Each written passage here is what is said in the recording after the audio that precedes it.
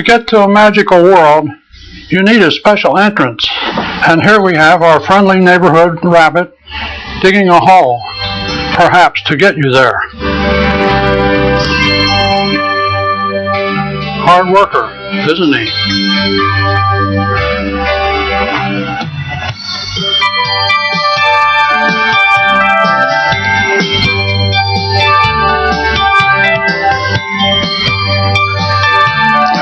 And here we are. Hey kids, my name is Frank Heck Jr. I will be your engineer and conductor today. I would like to welcome you to this video and my home and show you a train display you can easily adapt to your home to proudly display and run your model trains. I'm also the designer and builder of the track layouts. We have a mountain of trains in the dining room of our home. Trains of different gauges, trains to have fun with, and to show off to your friends, neighbors, and relatives. The larger trains on this display are the size of G gauge. The middle size are O gauge, and the smaller ones are HO gauge. On this display, the larger trains are powered by flashlight batteries. The O gauge are powered by a low voltage AC transformer, and the HO gauge by a low voltage DC transformer. All levels have been left open to show construction details. All aboard!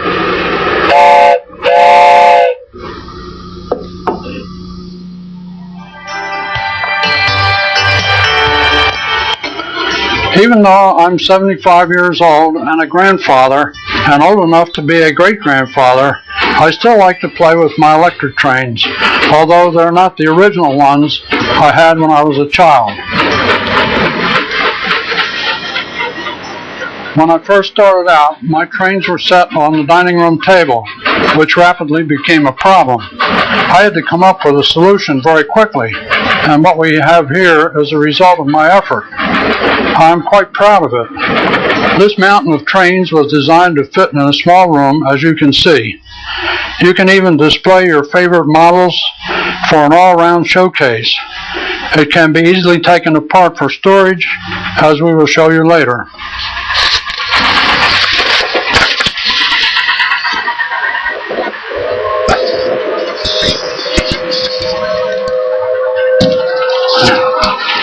Part of the enjoyment is being able to have a hands-on approach.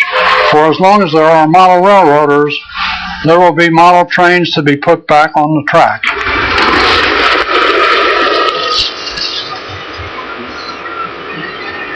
There are many grandparents in my neighborhood who like to bring their grandchildren to see my trains run. And of course, I'm always glad to show them, especially when the little ones want to be held up to see the top layer. This is a time when you really enjoy the model trains, seeing a child's eyes light up watching the trains go around. Model trains are fun to run. Kids love them, but most people do not have the room. My display can be as small as you need or as large as you desire. In other words, it can be designed to fit into the area you have available.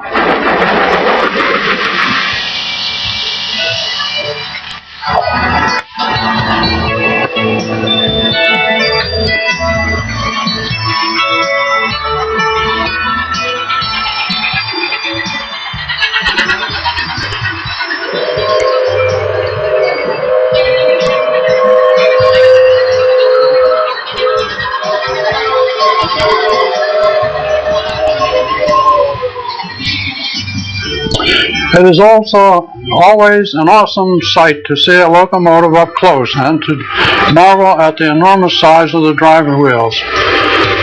These are the ones that make the engine go. We can see this from a mouse's eye table view on a model engine.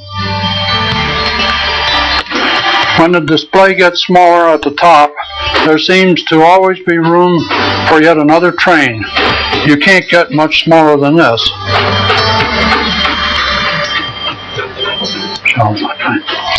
I made these shelves along the walls and over the doorways in the dining room to proudly display my trains.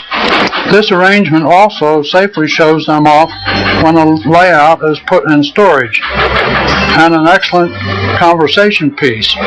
You can display all scales, sizes, and create a very colorful, very catching exhibit. It's time to hang up the engineer's cap while the trains are on display. See you later.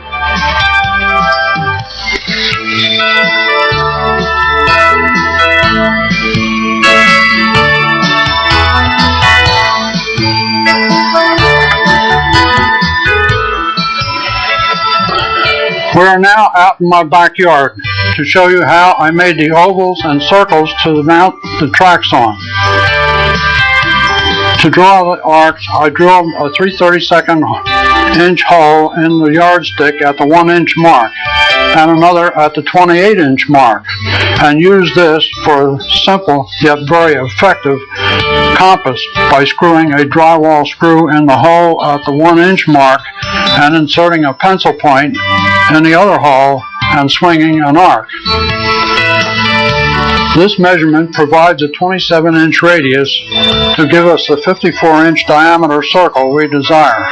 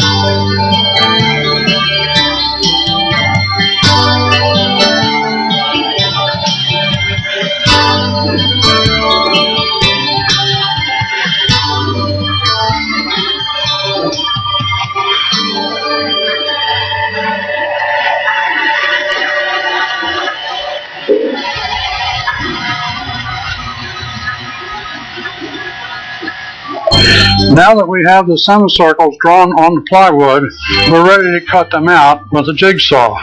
Remember to put on safety glasses when sawing.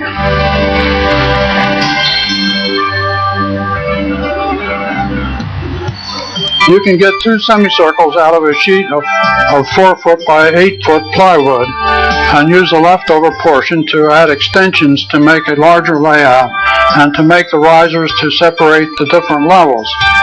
I made 3 sets of 54 inch diameter semicircles. On the bottom level, I used 2 12 inch by 24 inch extensions on each side. On the next level, I used 2 12 inch by 12 inch extensions. On the third level, I just used the semicircles. On the fourth level, I used a 41 inch diameter circle. You may want to change these dimensions to suit your area and or scale the trains you will be using. You may also want to add more levels or not use as many.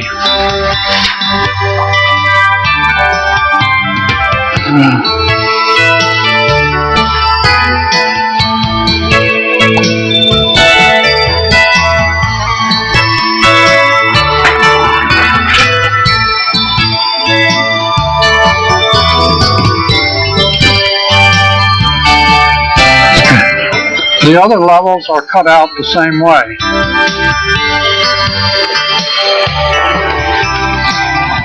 This is what the semicircles look like after cutting.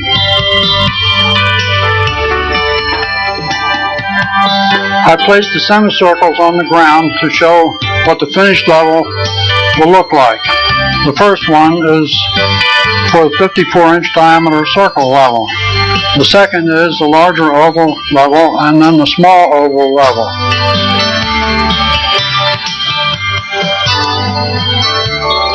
Position the parts for each level so you can check for alignment, and then secure together with metal strips about 1.5 inches wide and 8 inches long with screws for stability. They are available at most any hardware store.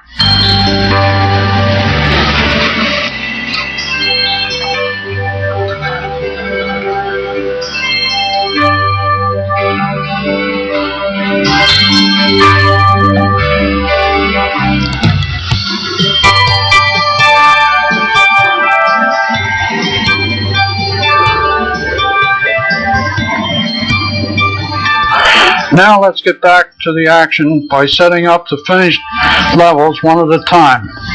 You should secure the track to the board with screws to prevent movement as the trains run and for ease of storage and handling.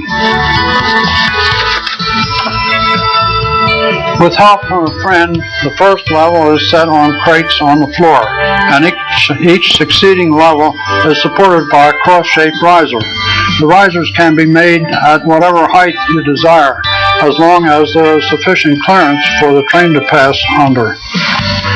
On this display, I made them 10 inches high out of 5/8 inch plywood.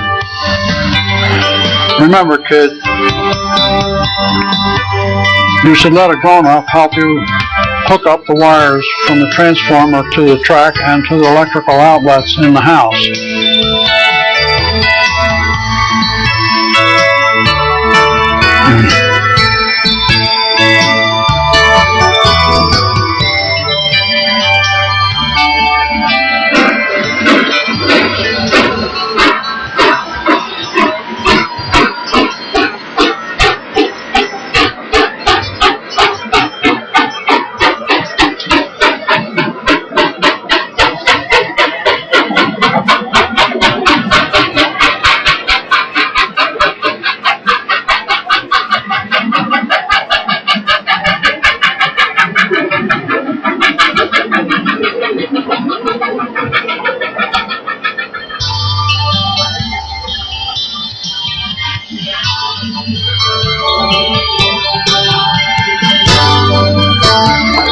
Just as it was easy to put up the layout, it is easier to take it down for storage, although it is not as much fun, but we look forward to setting it up again soon.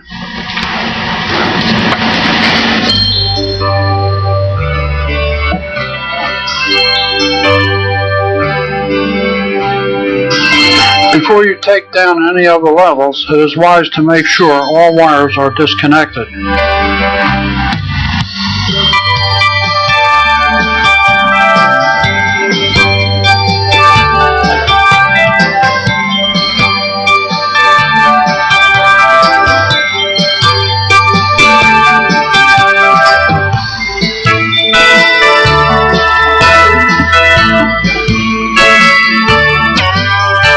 After we take down the final level, we see what pet might be hiding under it.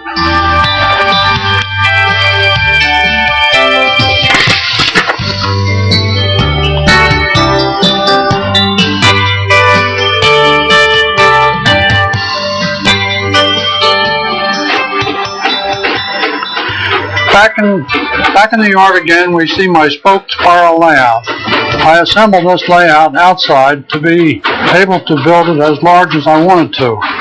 When the trains are not running, or I am not working on it, the tables are covered with a plastic tarpaulin to help protect the track from the weather, and the trains are taken inside.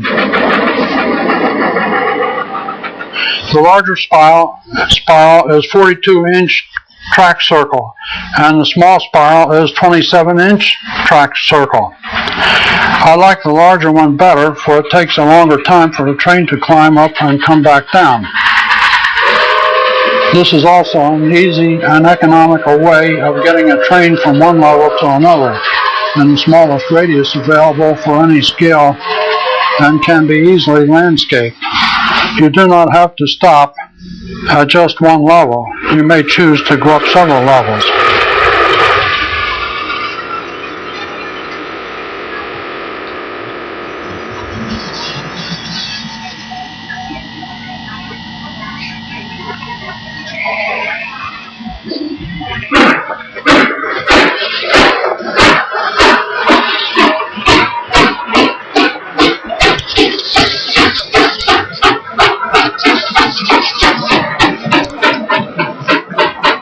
Here we have a close-up view of the spiral. From this view you can see the difference in the two spirals. We give the engine more power going up the grade and less coming down. You can almost feel the engine straining on the upgrade and rushing on the downgrade.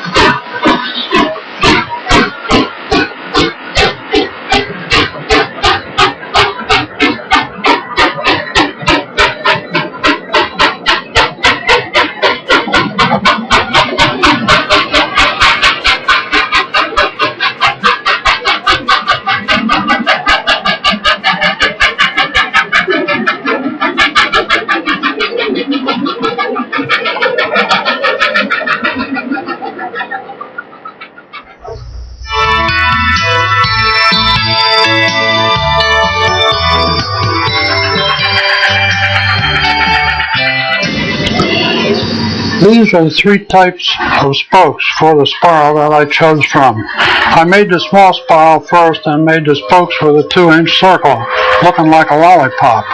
Then I went finally to just a straight cut, always using 5/8-inch thick wood, and cut to fit the radius of the particular track I'm working with.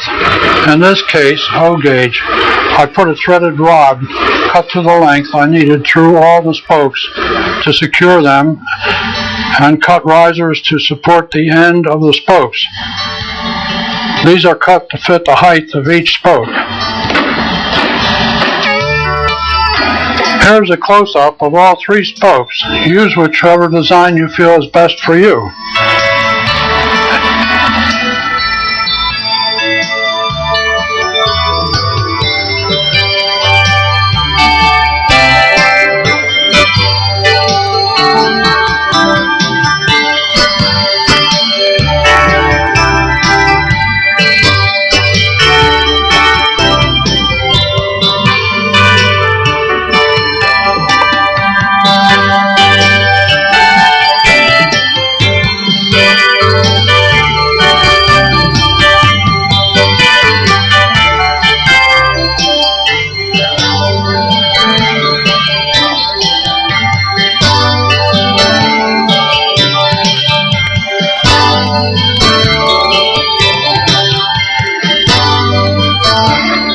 It's time now to connect the wires.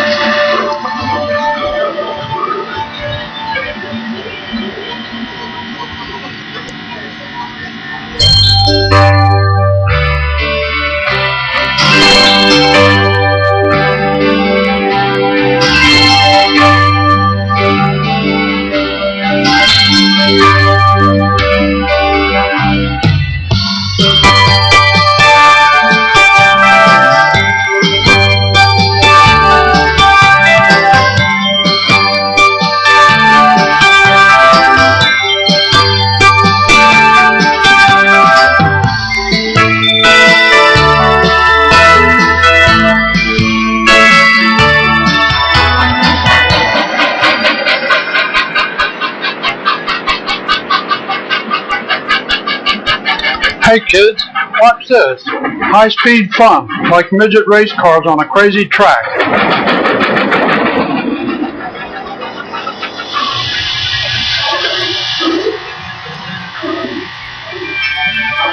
More fun, the train rolling over and rolling back on the track.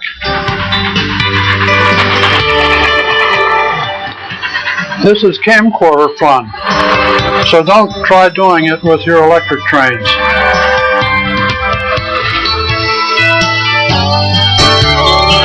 Heading down the road, we visited the museum and depot at Branchville, South Carolina, which boasts to be the oldest railway junction in the world.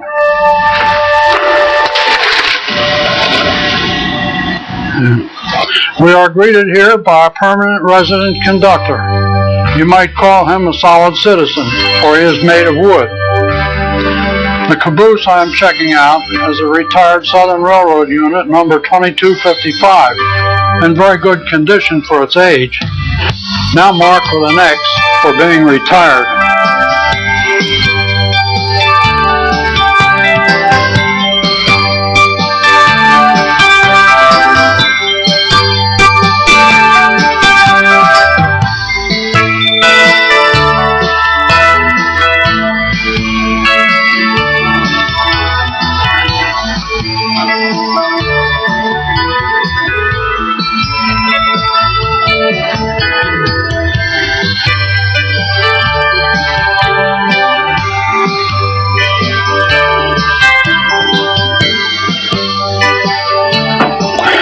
Sitting on this bench reminds me of when I was a kid in New Jersey.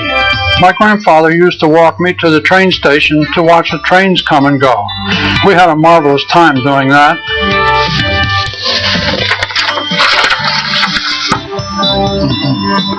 Peeking in the window, a wave of nostalgia hits as we see the railway office as it used to be when trains stopped here. While the trains no longer stop, the Southern Railroad, now Norfolk Southern, still has regular runs through this quiet little town. The world's oldest railroad junction is commemorated on a circular concrete marker with the original dated 1838.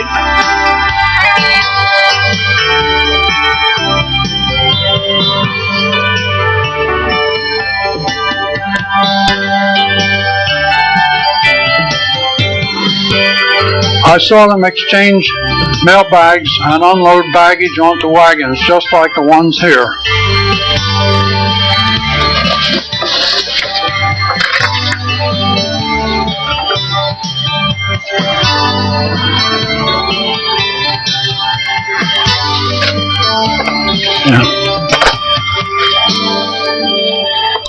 Through another window, we saw a scale model of the Best Friend of Charleston locomotive and other memorabilia. The restaurant and depot gift shops are currently operating, unfortunately not on the day we were there. Let's look at some real trains at the Outdoor Museum at Winnsboro, South Carolina. The first is a steam engine, old number 44. The volunteers here are striving to obtain rolling stock, tracks, ties, and other memorabilia. On spare weekends, you will find them working, laying track, or pulling maintenance on the equipment. They also run excursion trains part of the year. We were fortunate to be there on this particular day, and they asked me if I would like to take a ride.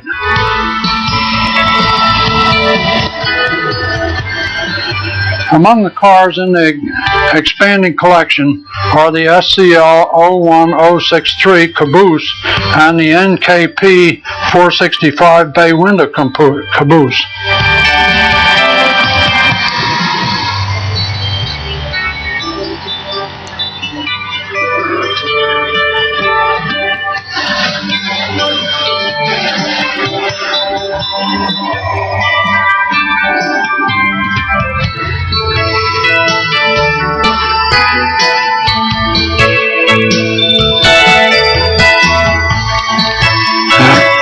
Our first ride is behind our work engine.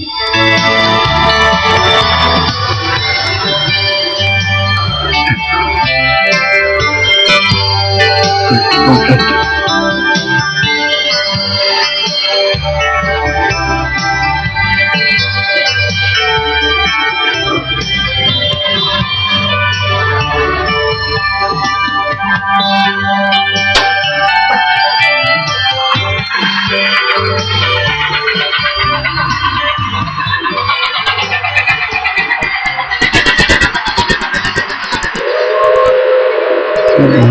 The plant you see in the background is the Mack truck assembly plant.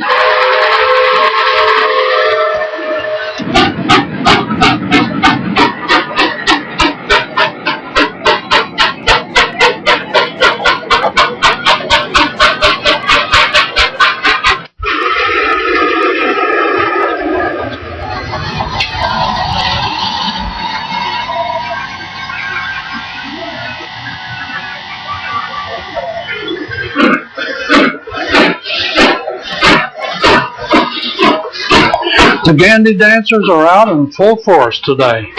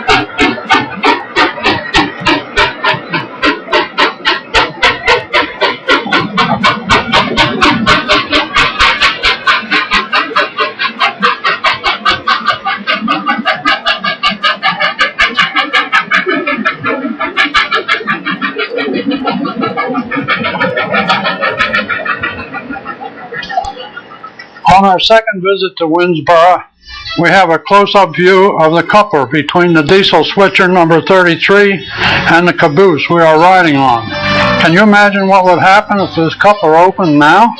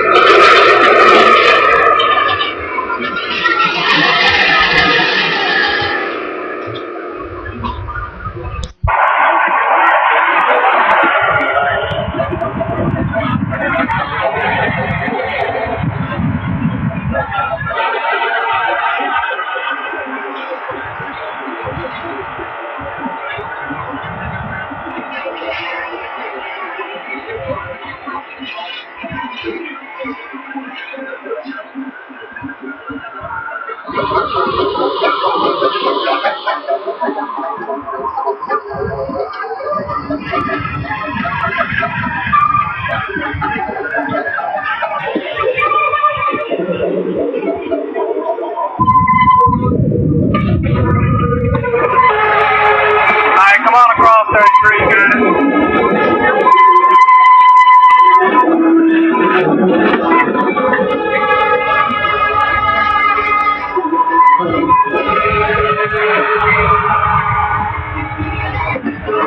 Part of half to the switch.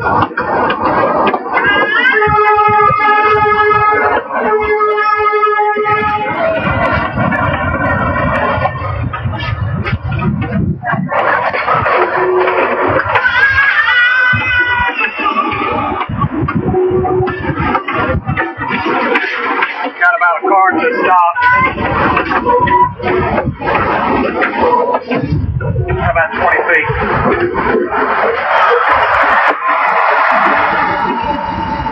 That's good, we get stopped.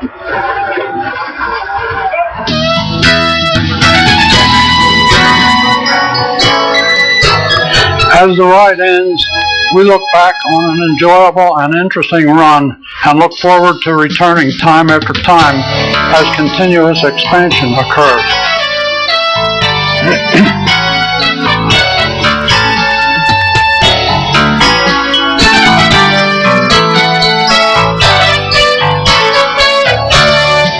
The purpose of this tape is to spread the enthusiasm around that I see in kids' faces when they come into our house to watch my trains run, and hopefully that the grandparents will get their grandchildren, or their parents will get their children electric trains of their own and add to them as Christmas or birthday presents or any time.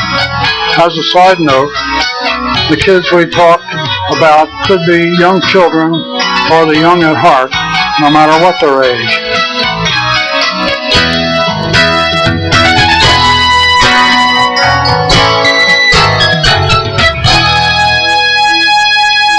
There is nothing so wonderful as to be able to see and experience the world through the eyes of a child. So go ahead and build the display you have just seen for your child or grandchild. You'll never regret it.